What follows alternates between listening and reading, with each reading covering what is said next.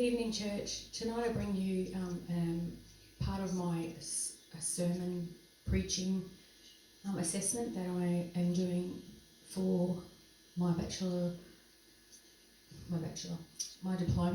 of ministry at the moment, and I'm a little bit nervous, but I have a word for you and I'll bring that to you today. So just bow your heads. Dear Heavenly Father, we thank you that we can come here today and we can freely serve you. And Lord, I pray for your will to be done and for the Spirit to move in this place. In Jesus' name, amen. Recently I sat at one of my favourite places in town, and that's our little cafe, Kara's Cafe, jam-packed. I went there to have a coffee and relax and get some work done for my swimming programs. As you all know, I teach swimming at the pool, and I went there to write my programs that I have to write for my kids for swimming, which I did successfully, thank goodness. Got the work done. Being by myself, I've been a bit down lately, so I was prompted to put my headphones in and just, I was prompted to listen to a podcast, and it just turned out to be Andy Stanley's podcast. It was really great. You're Not the Boss of Me. If you haven't heard it, you might like to have a look on the podcast and have a look at Andy. And really turned me back to coming back to God and refocusing my thoughts and not my own noise in my head that seemed to be taking over. Andy's thoroughly thought-provoking speaker, and the Holy Spirit really used him to catch my attention and prompted me to refocus.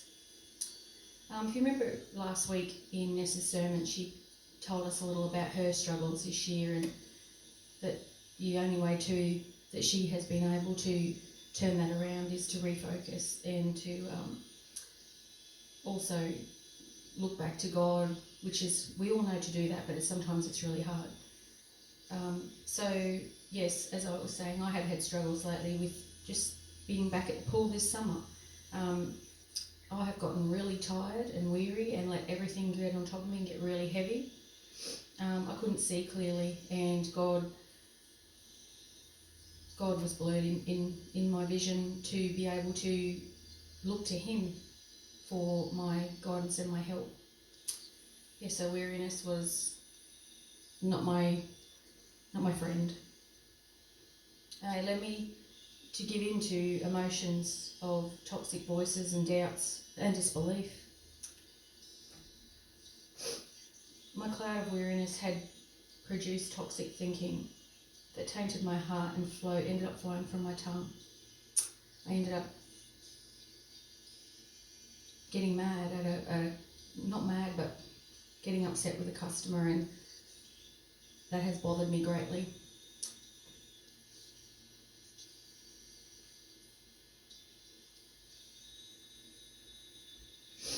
A Bible passage that explains a similarity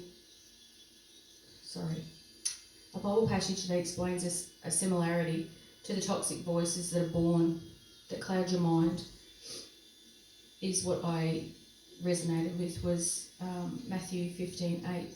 These people honour me with their lips, but their hearts are far from me. That's exactly how it was for me at this time.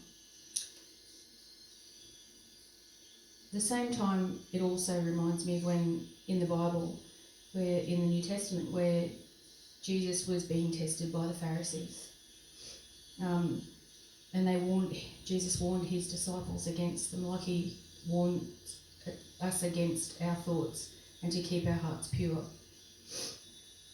The Pharisees used religious law to manipulate followers to their own personal agendas and pass them off as commands from God.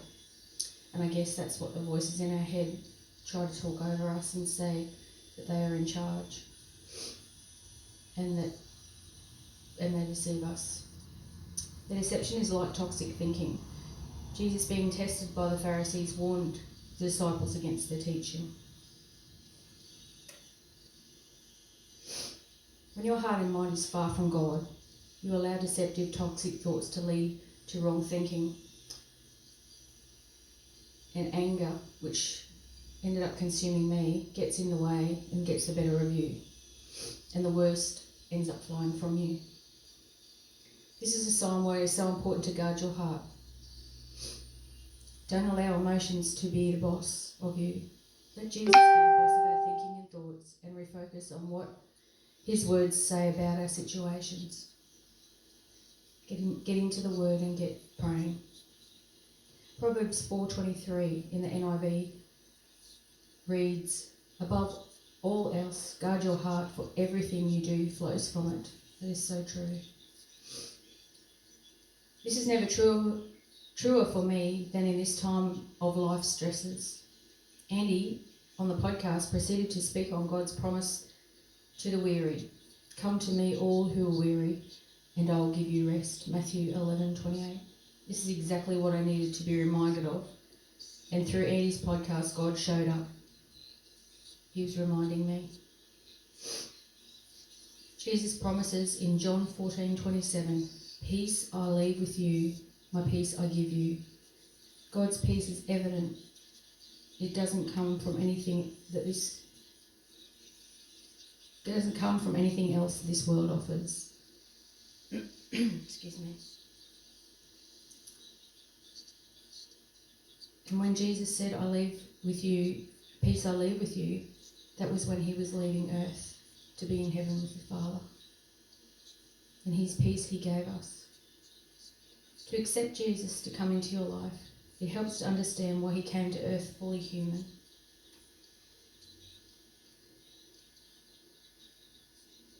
Jesus came to show us how to live.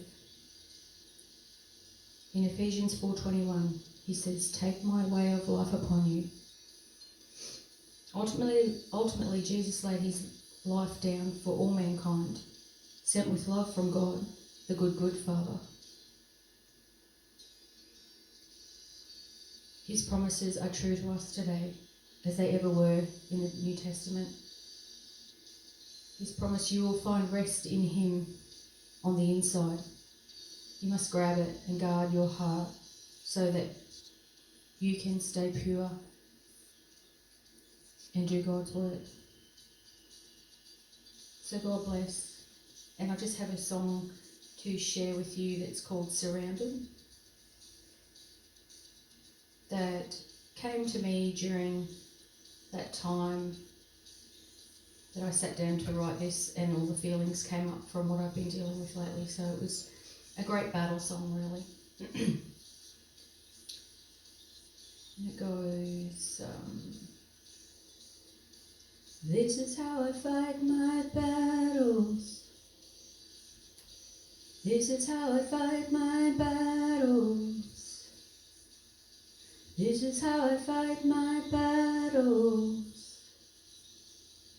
This is how I fight my battles. It may look like I'm surrounded, but I'm surrounded by you. It may look like I'm surrounded, but I'm surrounded by you.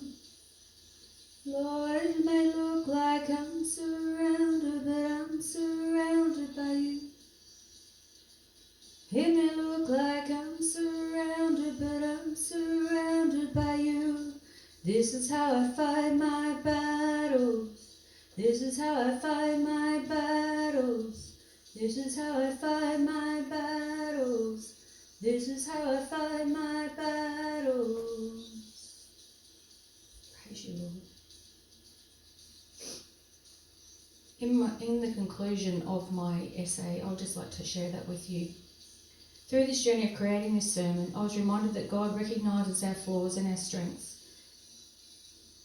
And through our insecurities, he continues to develop us. Extending myself through preaching, being in front of an audience creates growth, and to look to the truth of uncovering our sin with grace. That love covers sin, and that is the whole communion message, Jesus' death and resurrection. God bless. Thank you.